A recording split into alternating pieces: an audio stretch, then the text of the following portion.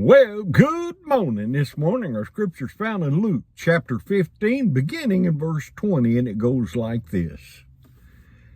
And he arose and came to his father. But when he was yet a great way off, his father saw him and had compassion, and ran and fell on his neck and kissed him. And the son said unto him, Father, I have sinned against heaven and in thy sight, and am no more worthy to be called thy son.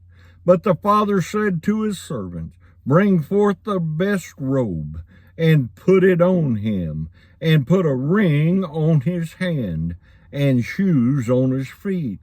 And bring hither the fatted calf, and kill it, and let us eat and be merry.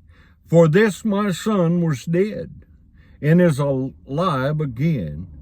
He was lost, and is found. And they began to be merry. Got a story this morning I'm going to read to you.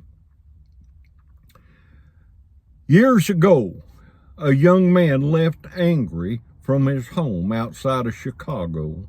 He and his dad had harsh words, and he swore he would never, ever come back.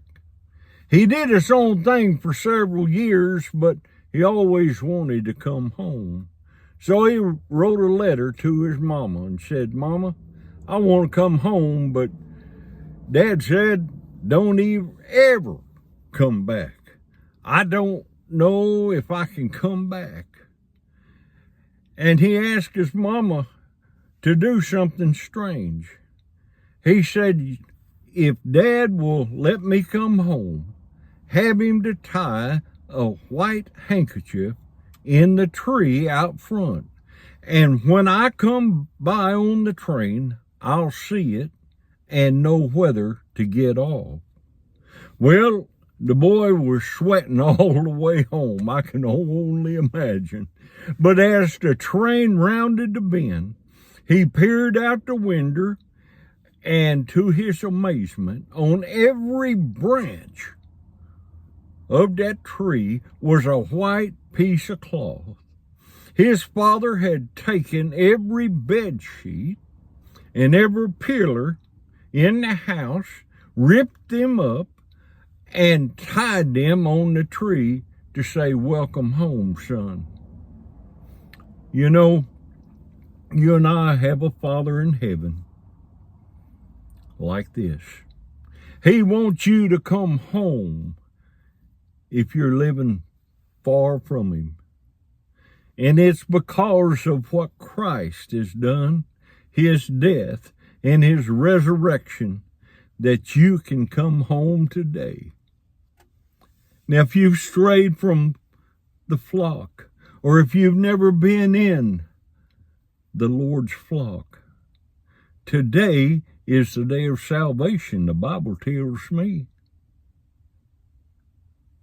So whoever you may be, I pray that you come back to the flock. We're God's sheep.